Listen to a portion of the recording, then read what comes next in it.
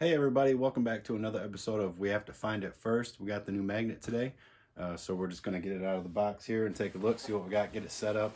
I'll show you how to tie a Palomar knot on the loop, and we'll just kind of go from there.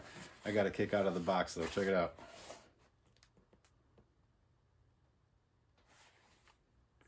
Alright, so I decided to stick with Brute magnets. I just ordered another one. It's what I had first. I thought the quality of the product was really good. It's really my fault. I think I lost the magnet.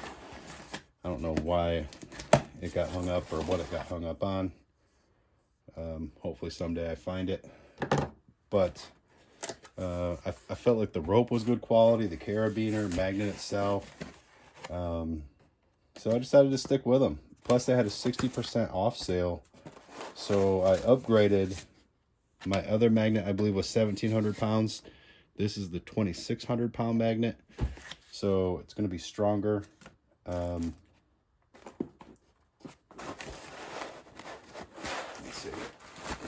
Oh yeah, that's definitely bigger and heavier.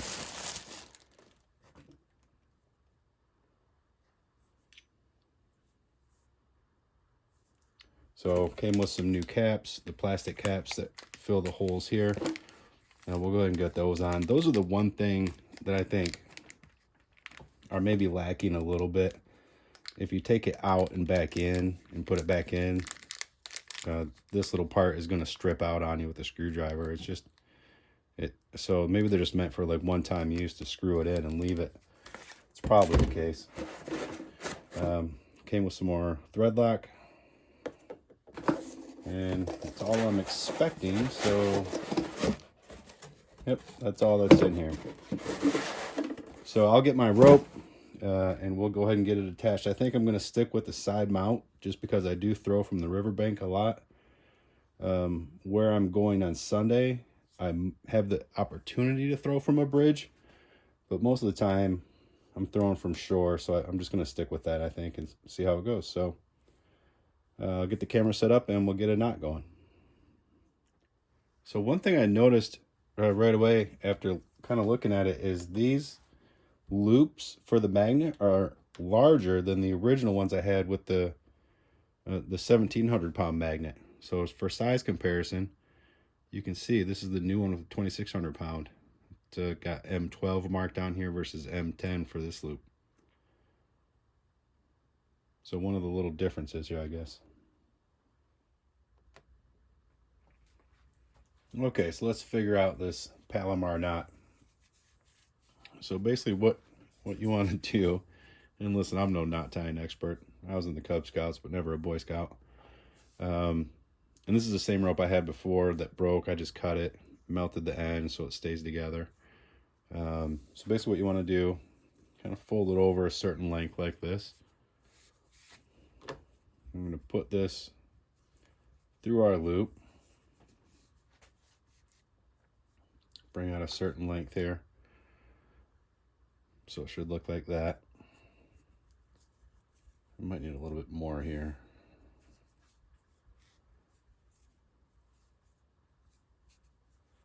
So I'm going to fold this under,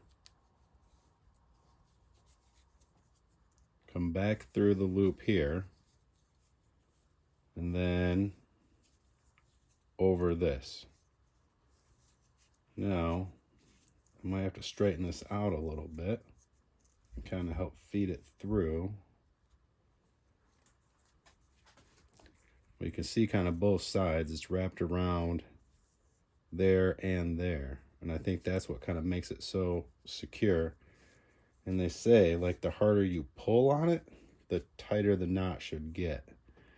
So that's why the Palomar knot is a good one for magnet fishing. So what you kind of have to do is just work this down.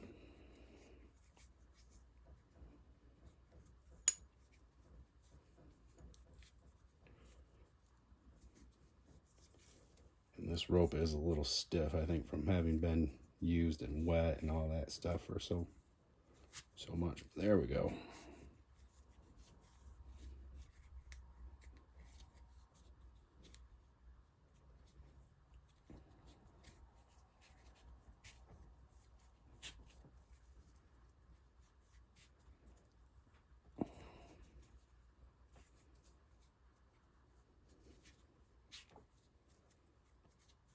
So I feel like I could probably get that a little bit tighter.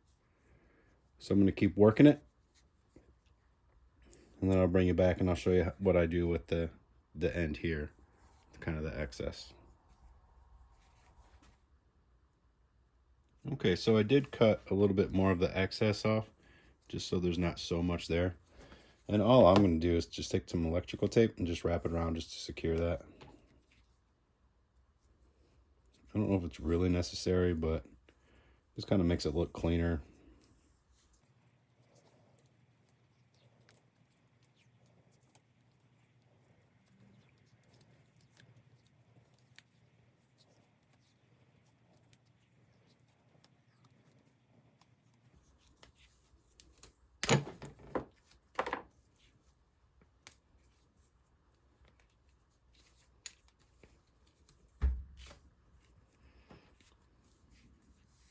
So there we go.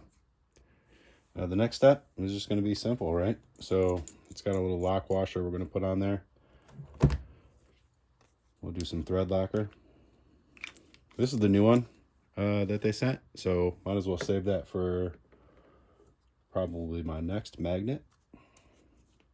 So we'll just use this one that came with the previous one.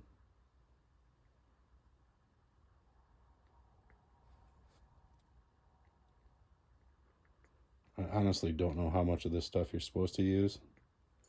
This is kind of what I did before, just a couple of dabs on it with my other magnet, and it never came loose. I would check it constantly to make sure that wasn't coming loose, just because that's what I was worried about. So then we'll just screw that on there, right? I can't believe how much heavier this magnet is than my old one. Going to the bigger magnet, I obviously knew it would be heavier, but my arms are going to get tired a whole lot faster with this one, I think.